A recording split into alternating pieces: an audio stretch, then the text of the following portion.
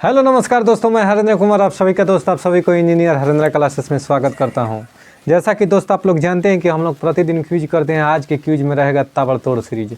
इस सीरीज का नाम है आज के ताबड़तोड़ सीरीज, यानी जो आज चलेगा पूरा के पूरा गर्माहट के साथ एक एक क्वेश्चन पर डिस्कस के साथ होगा। ठीक है, तो आइए पहला जो है क्वेश्चन कि सैयद वंश का संस्थापक कौन था? तो खिज रेखा, यानी दिल्ली सल्तनत पर 5 वंश कौन कौन बाबू? तो कुतुबुद्दीन, ये गुलाम वंश, ये तुगलक वंश, खिलजी वंश, सैयद वंश और लोदी वंश। नहीं, सबसे अधिक वंश तक शासन करने वाला ये वंश कौन सा है? तुगलक वंश। और सबसे कम खिलजी, सबसे कम खिलजी वंश। कोई दिक्कत है? अगर सर टाइम पीरियड की बात करें कि कब से कब तक, तो देखिए दिल्ली सल्तनत का शुरू होता है यानी गुलाम वंश का चलता है 1206 से 1290, 1206 से 1290। और उसके बाद में कौन? खिलजी वंश। खिलजी वंश चलता है 1290 से 1320, और 1320 से 1414 ईस्वी तक चलता है कौन सा? ये खिलजी वंश के बाद तुगलक वंश। ठीक है, तुगलक वंश चलता है 1414 तक, और 1414 से सर चलता है कितना? 1451 तक। 1451 तक कौन चलता है? ठीक है, सैयद वंश। और उसके बाद में 1451 से 1526 तक चलता है कौन सा? लोदी वंश। ठीक है, तो लोदी वंश के अंतिम शासक कौन होता है? इब्राहिम लोदी और बाबर के बीच पानीपत के प्रथम युद्ध होता है 1526 में, और 1526 में ही मुगल वंश का स्थापना बाबर के द्वारा किया जाता है। कोई दिक्कत है? समझ में आ गया क्या? चलिए बने रहिए क्यूज में। लॉर्ड कॉर्नवालिस ने अस्थाई बंदोबस्त किसके साथ किया था? तो जमींदारों के साथ। यानी लॉर्ड कॉर्नवालिस ने जो अस्थाई बंदोबस्त पद्धति 1793 में लागू किया था पश्चिम बंगाल, बिहार, झारखंड, ये सब इलाकों में, तो ये इसको अस्थाई बंदोबस्त के नाम से जाना जाता है। इसमें क्या किया जाता था कि जमींदारों के द्वारा कर की वसूली करके सरकार को देना होता था, यानी कंपनी को देना होता था कर वसूल करके, जमींदारों के द्वारा कर वसूला जाता था। ठीक है, कॉर्नवालिस कोड भी 1793 में।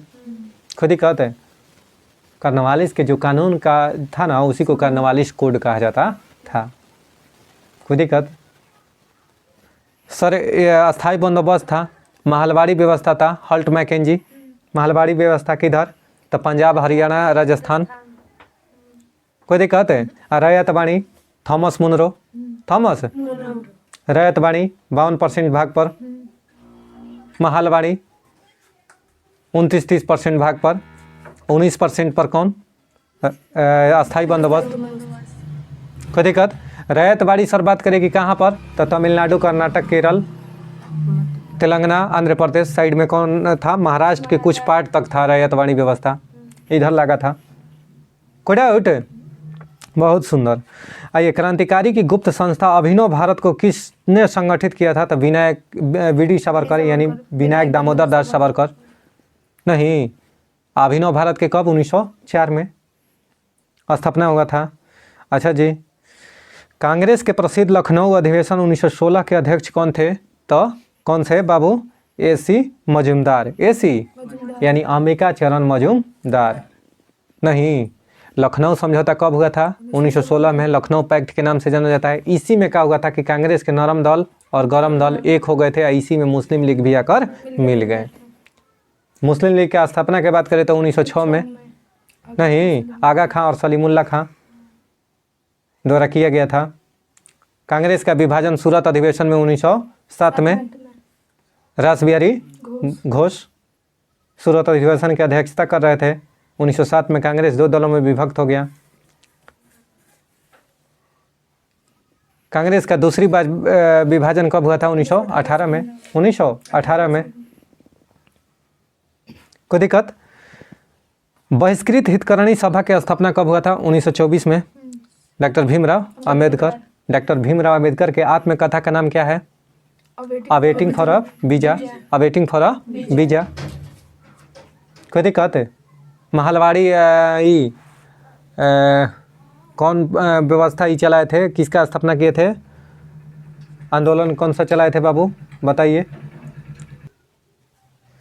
चलिए, तो सुभाष चंद्र बोस को देश नायक किसने कहा था बाबू? तो रविंद्रनाथ टैगोर। सुभाष चंद्र बोस को देश नायक किसने कहा था? रविंद्रनाथ टैगोर।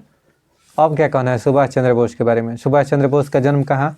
कटक 1897 में, 23 जनवरी 1897 को कटक उड़ीसा में हुआ था। इनके द्वारा लिखा गया पुस्तक का नाम क्या था? The struggle of India, Indian struggle. Subhash Chandra Bose Azad Hind Fauj के नहीं 1943 में, फॉरवर्ड ब्लॉक 1939 में, जब त्रिपुरी जो कांग्रेस का अध्यक्ष हुआ था त्रिपुरी में। त्रिपुरी कहाँ है बाबू? तो मध्य प्रदेश में। अगर कहेगा कि हरिपुरा कहाँ है तो वह गुजरात में। हरिपुरा गुजरात में, त्रिपुरी कहाँ है? मध्य प्रदेश में। तो क्या होता है कि त्रिपुरी से जब त्याग पत्र दिए तो 1939 में फॉरवर्ड ब्लॉक की स्थापना किसने किया था? डॉक्टर सुभाष चंद्र बोस। खुद ही कहते रविंद्रनाथ टैगोर ने इसको किस नाम से बुलाया था? तो देश नायक, देश रत्न के कहेगा तो डॉक्टर राजेंद्र प्रसाद। डॉक्टर राजेंद्र प्रसाद को देश रत्न कहा जाता है। अब सुनिए रविंद्रनाथ टैगोर के बात करें तो इसने 1901 ईस्वी में शांति निकेतन का स्थापना पश्चिम बंगाल में किए थे। कहाँ पर? शांति निकेतन की स्थापना पश्चिम बंगाल में 1901 ईस्वी में किए थे। किसने? रविंद्रनाथ टैगोर ने। खुद ही कद। अब आइए, कह रहा है किस घटना से क्षुब्ध होकर रविंद्रनाथ टैगोर ने नाइटहुड की उपाधि ब्रिटिश सरकार को लौटा दी? यानी किस घटना से क्षुब्ध होकर रविंद्रनाथ टैगोर ने नाइटहुड की उपाधि ब्रिटिश सरकार को लौटा दी? तो जालियांवाला बाग हत्याकांड। यानी जालियांवाला बाग हत्याकांड जब हुआ ना तो उसमें नाइटहुड की उपाधि इसने लौटा दी। और सर की उपाधि किसने लौटा दी? इसने नाइटहुड की उपाधि, सर की उपाधि, और कैसर हिंद की उपाधि महात्मा गांधी ने। खुद ही कहते किसने? असहयोग आंदोलन। जलियांवाला बाग हत्याकांड के उपरांत और उसके दौरान तो 1919 में ही होगा, असहयोग आंदोलन 1920 में होगा। माने मेन घटना के वजह था यही, जलियांवाला बाग हत्याकांड था। ठीक है। अच्छा सर, भारतीय संविधान के किस भाग में राजनीति निर्देशक सिद्धांत का उल्लेख है? तो भाग 4 में, अनुच्छेद बोले तो 36 से 51। सर भाग 1 में क्या है? तो भाग 1 में भारत राज्यों और संघ राज्य क्षेत्रों का संघ है। भाग 2 में कहेगा तो नागरिकता। भाग 3 में मौलिक अधिकार। भाग 4 में नीति निर्देशक सिद्धांत। भाग 4 के क में कहेगा तो मौलिक कर्तव्य। भाग 5 में कहेगा तो संघ शासित प्रदेश, संघ हो जाएगा। अगर 7 कहेगा तो 6 कहेगा तो राज्य हो जाएगा, राज्य हो जाएगा। और 7 कहेगा तो निरस्त कर दिया गया है। 8 कहेगा तो संघ राज्य क्षेत्र हो जाएगा। और 9 कहेगा तो 9 कहेगा तो पंचायत। 9 के क कहेगा तो नगर पालिका, नगर पालिका। ठीक है। और सर अगर बात करें कि 10 में 10 में क्या है? तो अनुसूचित जाति, अनुसूचित जनजाति। 11 में बात करें, ठीक है, 11 में क्या है बाबू? ठीक है, हाँ, तो भाग 10 में किसका? अनुसूचित और अनुसूचित जनजाति। ये तो हो गया किसमें? क्षेत्र। भाग 10 में। भाग 11 के बात करें तो इसमें संघ और राज्यों के बीच संबंध। भाग 11 में संघ और राज्यों के बीच संबंध।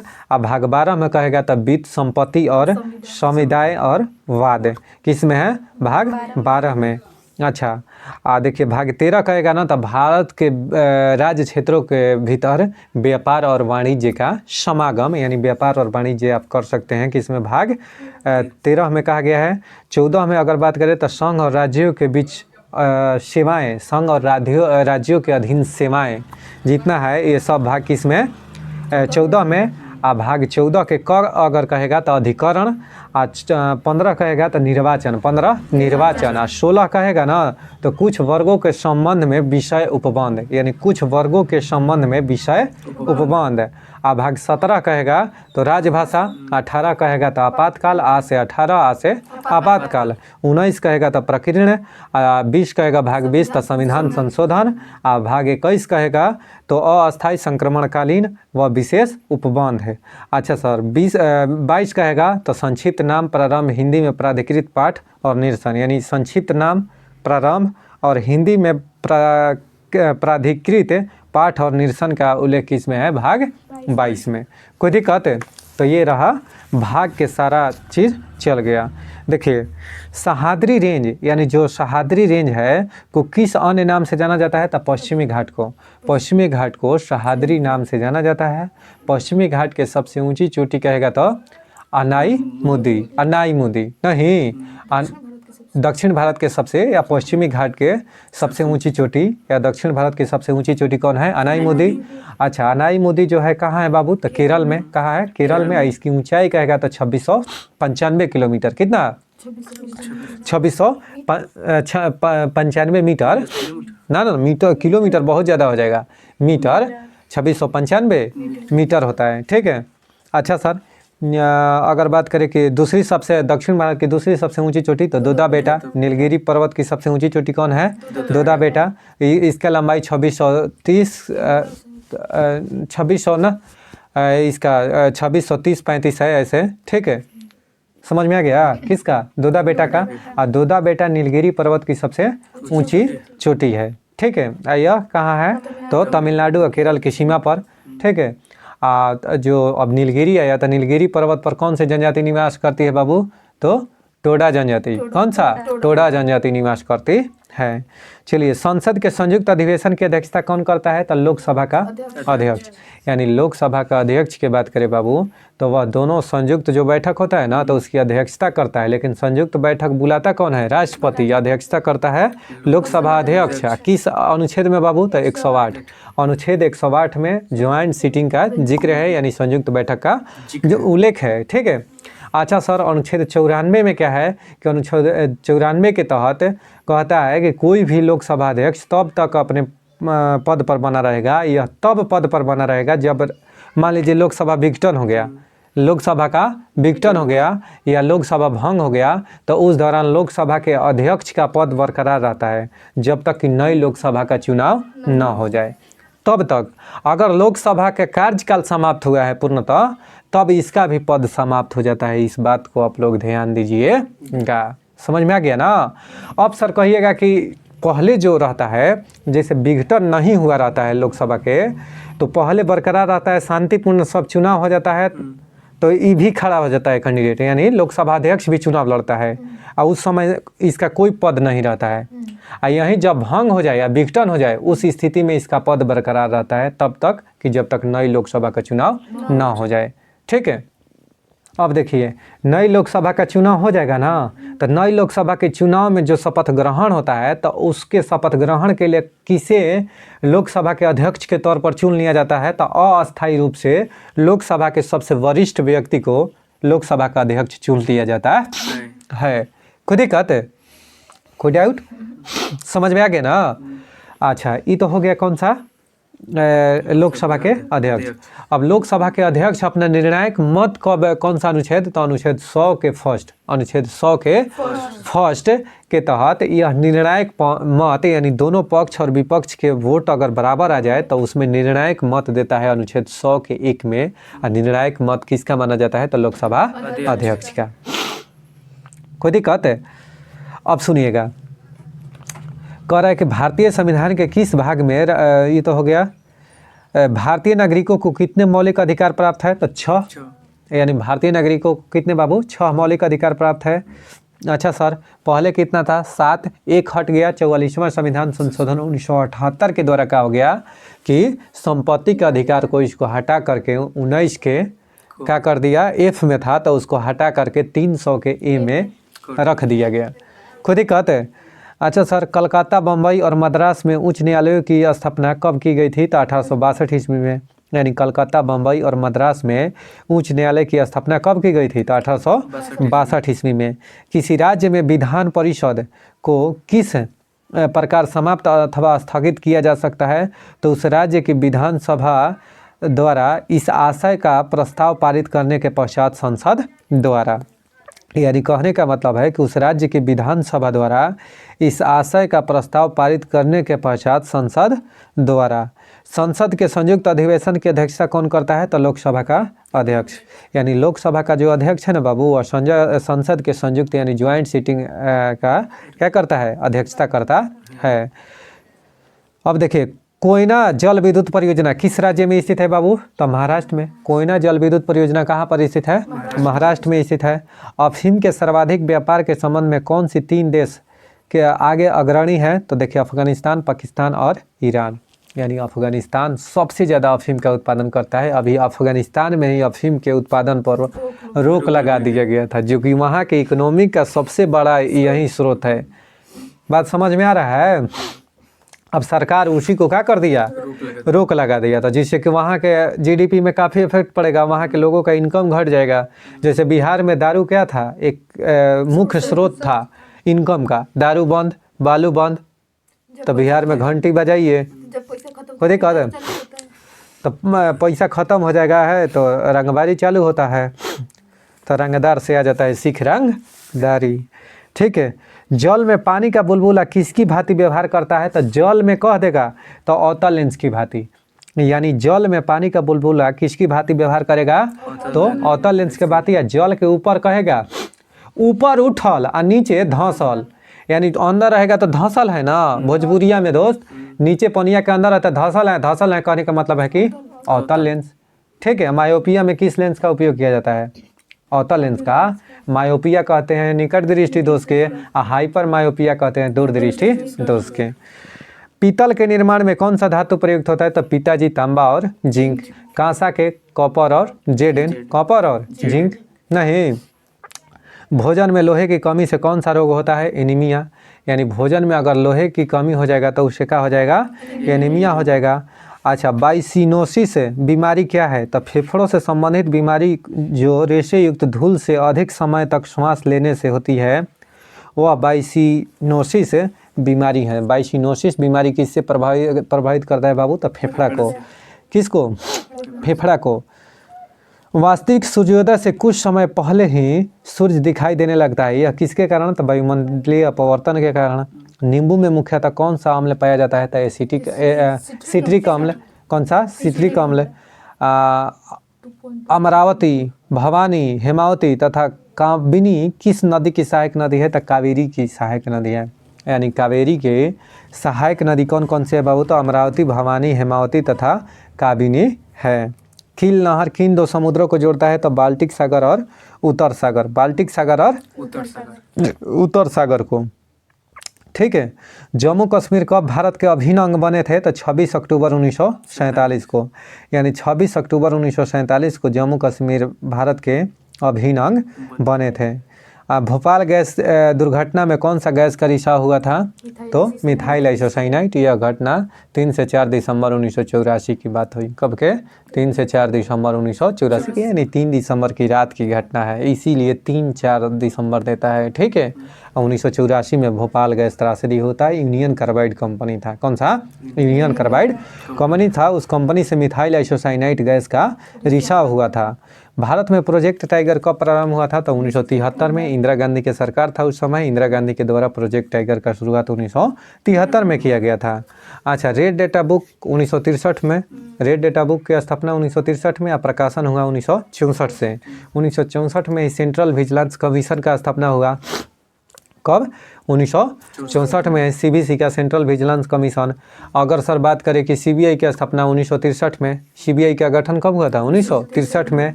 एनसीईआरटी का गठन कब हुआ था? 1961 में। एनसीईआरटी का गठन 1961 में। भारत चीन युद्ध 1962 में। भारत के कक्ष वनस्पति स्थान सुंदरवन कहाँ स्थित है बाबू? सुंदरवन पश्चिम बंगाल में। यानी सुंदरवन जो है पश्चिम बंगाल में। सुंदरवन राष्ट्रीय उद्यान कहाँ है? पश्चिम बंगाल में ही है। अच्छा सर, सुंदरवन किसके लिए उत्पादन के लिए? तो मैंग्रोव वन कहाँ? सुंदरवन में ही पाया जाता है। विश्व का सबसे बड़ी डेल्टा कौन है? सुंदरवन डेल्टा, जो कि गंगा और ब्रह्मपुत्रा नदियों के संगम पर स्थित है। अच्छा, ब्रह्मपुत्रा के जो नदी द्वारा निर्मित, गंगा द्वारा निर्मित जो डेल्टा है सुंदरवन डेल्टा है, इसकी आकृति कैसा है? तो त्रिभुजाकार। ठीक। इस पर रॉयल बंगाल टाइगर पाया जाता है। यानी सुंदरवन डेल्टा पर ही क्या पाया जाता है? रॉयल बंगाल टाइगर पाया जाता है। सर, कच्छ के यानी सर्करी की जो रेखा है ना, तो गुजरात के कच्छ के खाड़ी में ही, यानी क्या है, समुद्र में ही 24 डिग्री अक्षांश द्वारा क्या होता है? अलग होता है पाकिस्तान से। ठीक है। कच्छ के खाड़ी में कौन सी? तो नर्मदा ताप्ती नदियाँ। लूनी नदी कच्छ के खाड़ी में नहीं, लूनी नदी कच्छ के रण में समाहित हो जाती हैं। कोई दिक्कत है? अच्छा सर, श्रीवर्धन, वैतरणा, मालवन, वेल्दूर तथा अचरा रत्नागिरी कक्ष वनस्पति स्थान स्थित है तो महाराष्ट्र में। यानी ये सब श्रीवर्धन, वैतरणा, मालवन, वेल्दूर तथा अचरा रत्नागिरी कक्ष वनस्पति कहाँ पर स्थित है तो महाराष्ट्र में। कक्ष देखकर लड़का मार के आएगा गुजरात में सीने चौड़ा करके, लेकिन ये नहीं, महाराष्ट्र में। कहाँ पर? महाराष्ट्र में। महाराष्ट्र में। ज्ञानपीठ पुरस्कार से सम्मानित होने वाले प्रथम महिला कौन थी तो आशापूर्णा देवी। और प्रथम पुरुष कहेगा तो सुकुमार सेन। ना वो तो सूचना प्रथम ये थे सुकुमार सेन, निर्वाचन आयुक्त थे। ठीक है। अगर कहेगा कि ज्ञानपीठ तो ये कुरूप थे। कौन कुरूप है? ना ठीक है, वो कुरूप थे। ठीक है।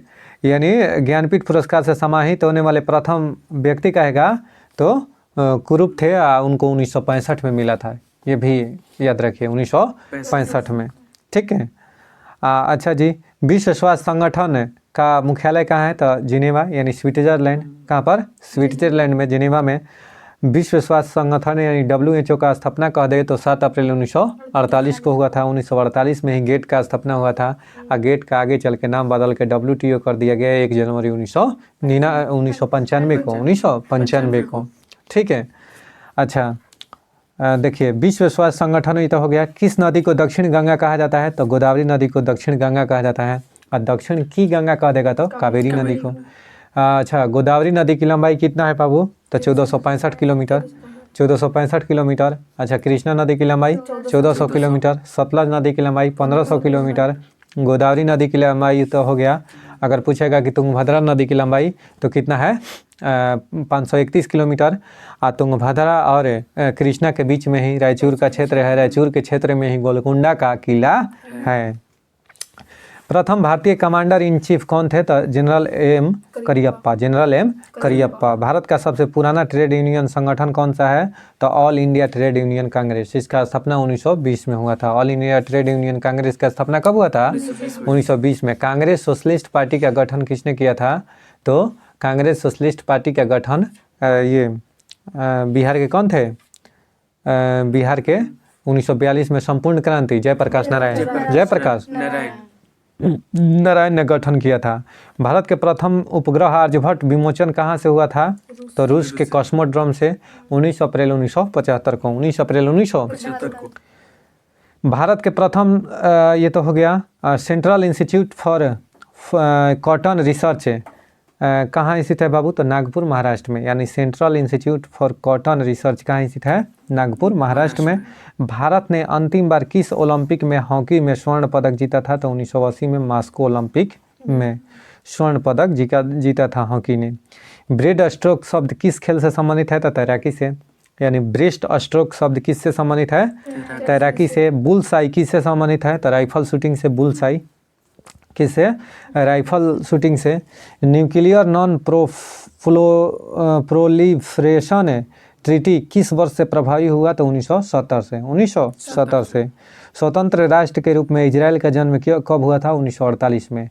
यानी इजराइल का जन्म कहते हैं कि कब हुआ था बाबू तो 1948 में। अभी इजराइल के राजधानी कहाँ है? जेरूसलम। इजराइल के राजधानी इजराइल और कौन के बीच है? गाजा पट्टी। ठीक है। इजराइल और गाजा पट्टी हमास के बीच हो रहा है ना युद्ध। ठीक है। स्वतंत्र राष्ट्र के रूप में इजराइल का जन्म 1948 में। 1948 में ही श्रीलंका का भी स्थापना हुआ था, स्वतंत्र हुआ था श्रीलंका 1948 में। आइए घटना चक्र के साइंस से अब चालू करते हैं दोस्त। देखिए, अल्फा बीटा गामा किरणों के गुणों की तुलना। यानी अल्फा बीटा और गामा जो किरणें होता है ना बाबू तो इसके गुण के बारे में हम जिक्र करते हैं। देखिए, अल्फा जो किरणें हैं, अल्फा किरणें धनावेशित होती हैं। कैसी होती है बाबू? धनावेशित होती हैं।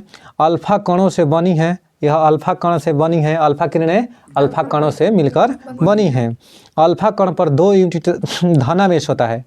अल्फा कण पर कितना? 2 यूनिट धनावेश होता है। अल्फा कण का द्रव्यमान 4 इकाई होता है। यानी हीलियम के 4 परमाणु के नाभिक के द्रव्यमान के बराबर होता है। यानी अगर पूछे कि अल्फा कण का द्रव्यमान कितना होता है तो 4 एटॉमिक मास यूनिट होता है। 4 AMU होता है। यानी हीलियम के 4 परमाणु के नाभिक के द्रव्यमान के बराबर होता है अल्फा कण के द्रव्यमान। अच्छा सर, अल्फा कण हीलियम परमाणु के नाभिक होता है, हीलियम परमाणु के नाभिक होता है। अच्छा सुनिए, बीटा किरण अब सुनिएगा, बीटा किरणें ऋण आवेशित होती हैं, यह बीटा कणों से बनी होती है। बीटा कण इलेक्ट्रॉन होते हैं। बीटा कण क्या होते हैं बाबू? इलेक्ट्रॉन होते हैं। अच्छा, बीटा कण अर्थात इलेक्ट्रॉन पर यूनिट ऋण आवेश होता है तथा कण का द्रव्यमान 0.0005 यानी 3 गो जीरो के बाद 5486 एटॉमिक मास यूनिट होता है। ठीक है, इसका अगर द्रव्यमान की बात करें तो द्रव्यमान कितना होता है? 0, यानी बीटा किरण के द्रव्यमान कितना होता है? 0 होता है। अच्छा सर, इसका परमाणु संख्या की बात करें तो 1 होता है। ठीक है, अल्फा किरणें इसीलिए पूछता है कि एक बीटा किरण निकलने पर परमाणु संख्या में 1 इकाई की कमी होती है, जबकि द्रव्यमान संख्या पर कोई प्रभाव नहीं पड़ता है। लेकिन एक अल्फा कण निकलने से द्रव्यमान संख्या में 4 इकाई की कमी होती है और परमाणु संख्या में 2 इकाई की कमी होती है। बात समझ में आ गया ना? कहें कि बीटा किरण का क्या होता है? द्रव्यमान क्या होता है? 0 होता है, परमाणु संख्या 1 होता है। बीटा किरणें कैसी होती हैं? ऋणावेशित होती है। ठीक है, बीटा किरणें इलेक्ट्रॉन के समान होती हैं। अच्छा, गामा किरणों के सदृश विद्युत चुम्बकीय विकिरण है। गामा किरणें कैसे है? तो विद्युत चुम्बकीय है। गामा किरणों का तरंगदैर्घ्य 1 एंगस्ट्रॉम के लगभग बराबर होता है और गामा किरणें पर कोई भी आवेश नहीं होता है, यानी यह आवेशहीन होता है। अगर बात करें कि वेग का, तो अल्फा किरण का वेग प्रकाश के वेग का 1/10 होता है, यानी अल्फा किरण का वेग जो होता है प्रकाश के वेग का 1/10 होता है। बीटा किरण का वेग प्रकाश के वेग के लगभग बराबर होता है और गामा किरण का वेग प्रकाश के वेग के बराबर होता है, यानी थोड़ा सा कम होता है। बीटा किरण के जो वेग होता है वह प्रकाश के वेग से थोड़ा सा कम, गामा किरण का वेग होता है ना प्रकाश के वेग के बराबर होता है। ठीक है, अगर वेधन क्षमता की बात करें तो अल्फा किरण के वेधन क्षमता सबसे अधिक, उसके बाद में बीटा किरण के होता है, उसके बाद में गामा किरण के। नहीं, यानी वेधन क्षमता सबसे अधिक किसका होता है? तो अल्फा नहीं, गामा किरण के वेधन क्षमता सबसे अधिक गामा किरण के, उसके बाद बीटा किरण के, सबसे कम अल्फा किरण के होता है। लेकिन अगर बात करें कि आयनन क्षमता, तो आयनन क्षमता अल्फा किरण के सबसे अधिक, उसके बाद में बीटा किरण का, सबसे कम गामा किरण का। ठीक। अच्छा, विद्युत और चुंबकीय क्षेत्रों का प्रभाव। अल्फा किरणें विद्युत क्षेत्र में ऋण आवेशित प्लेट की ओर विक्षेपित होती हैं, यानी अल्फा किरणें जो है विद्युत क्षेत्र में ऋण आवेशित प्लेट की ओर विक्षेपित होती हैं। अल्फा किरणें चुंबकीय क्षेत्र में भी विक्षेपित होती हैं, यानी कहने का मतलब बाबू अल्फा किरण पर प्लस आवेश होता है, तो प्लस किधर अट्रैक्टिव होगा? माइनस की ओर, यानी प्लस माइनस की ओर अट्रैक्टिव होगा, यानी अल्फा किरणें जो है विद्युत क्षेत्र में ऋण आवेशित प्लेट की ओर आकर्षित होता है। अच्छा सर, बीटा किरणें पर ऋण आवेश होता है, तब विद्युत क्षेत्र में यह किधर आकर्षित होगा? तो धन आवेशित प्लेट की ओर आकर्षित होता है। ठीक है, यानी बीटा किरणें जो है विद्युत क्षेत्र में अल्फा किरणों की अपेक्षा अधिक विक्षेपित होती हैं। बीटा किरणें जो है अल्फा किरणें की अपेक्षा क्या होती हैं? अधिक विक्षेपित होती है। और गामा किरणें विद्युत उदासीन होता है, कहें कि परमाणु विद्युत क्या होता है? उदासीन होता है। सिमिलरली क्या होता है कि गामा किरणें विद्युत उदासीन होता है, इन किरणों पर विद्युत और चुंबकीय क्षेत्रों का कोई प्रभाव नहीं पड़ता है। तो यह कई बार क्वेश्चन पूछता है कि गामा किरणें विद्युतीय क्षेत्र में कैसा बिहेव करती है? तो धन आवेशित, ऋण आवेशित, उदासीन या इनमें से सभी? तो कोई नहीं, यानी उदासीन के भांति व्यवहार करती हैं, यानी इस पर कोई प्रभाव नहीं पड़ता है। फोटोग्राफिक प्लेट पर प्रभाव सर, तो अल्फा किरणें फोटोग्राफिक प्लेट को काला कर देता है। अल्फा जो किरणें हैं वह फोटोग्राफिक प्लेट को क्या कर देता है? काला कर देता है। अच्छा, बीटा किरणें के सुनिएगा, तो प्लेट को अल्फा किरणों की अपेक्षा कम काला करते हैं, यानी जो बीटा किरणें हैं ना वह ये फोटोग्राफिक जो प्लेट है अल्फा किरणों की अपेक्षा कम काला करता है। और गामा किरणें फोटोग्राफिक प्लेट को सबसे कम काला करती हैं, यानी सबसे अगर कम काला कहें ना तो गामा किरण, सबसे अधिक काला कौन करता है? तो अल्फा किरण। ठीक। परमाणु के नाभिक में क्या होते हैं बाबू? तो प्रोटॉन और न्यूट्रॉन। परमाणु के नाभिक में प्रोटॉन और न्यूट्रॉन होते हैं। इन्हीं प्रोटॉन और न्यूट्रॉन को न्यूक्लियॉन कहा जाता है। क्या कहा जाता है? न्यूक्लियॉन। परमाणु के नाभिक की खोज किसने किया था? तो रदरफोर्ड ने। परमाणु के नाभिक की खोज किसने किया था? रदरफोर्ड।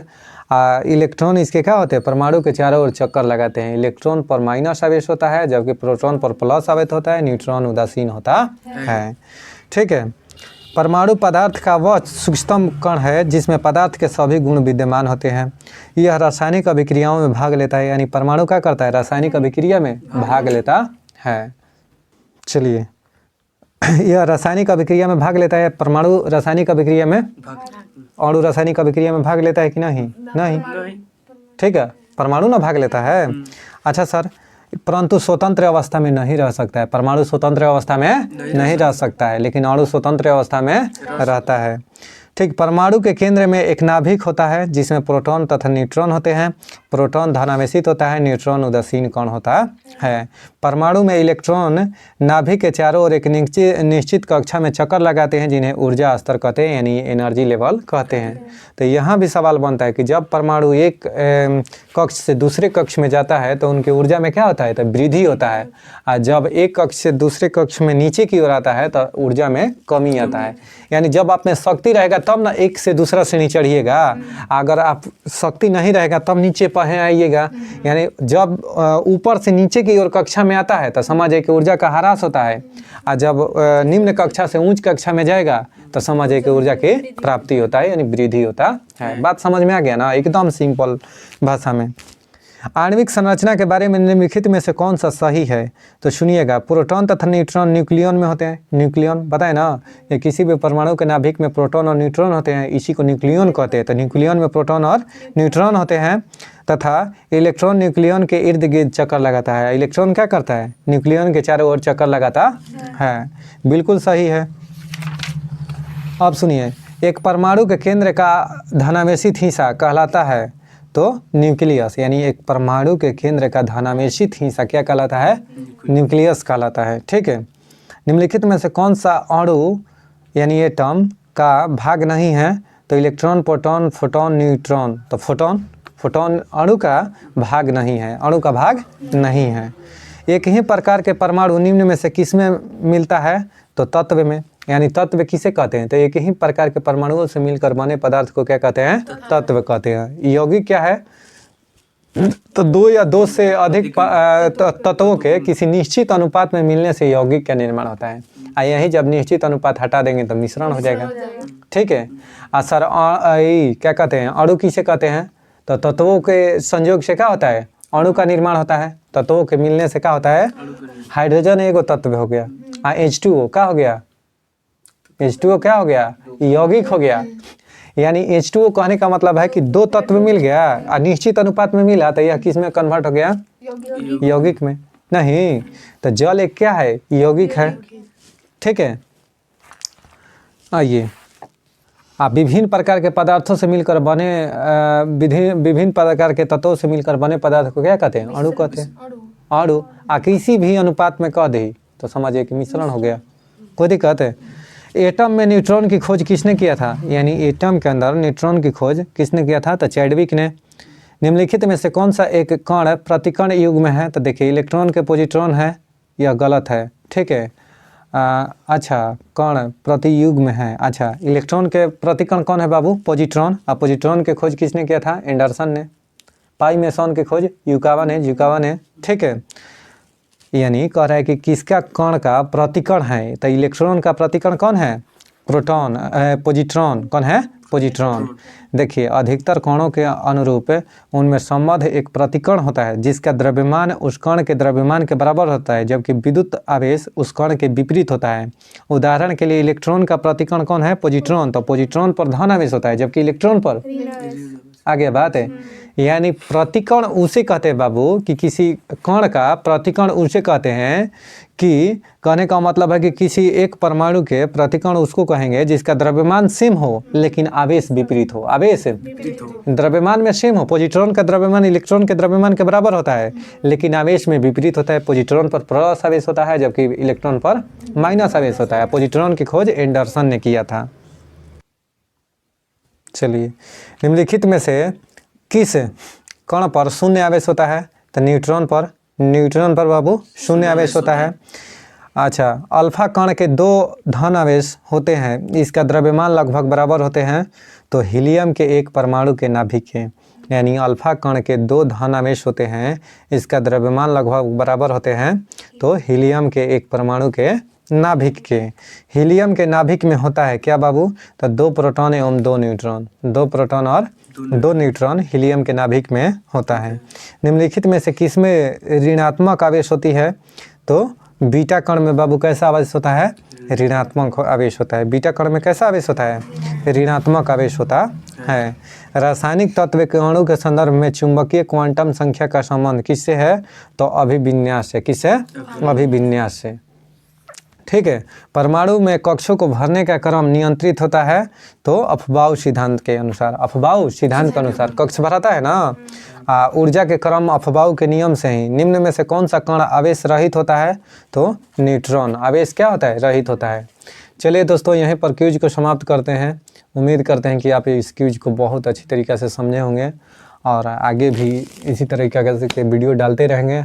आप लोग ऐसे ही प्यार दुलार सपोर्ट देते रहिए। वीडियो को लाइक शेयर सब्सक्राइब और दोस्तों के पास ग्रुप में ज़रूर शेयर कर दें।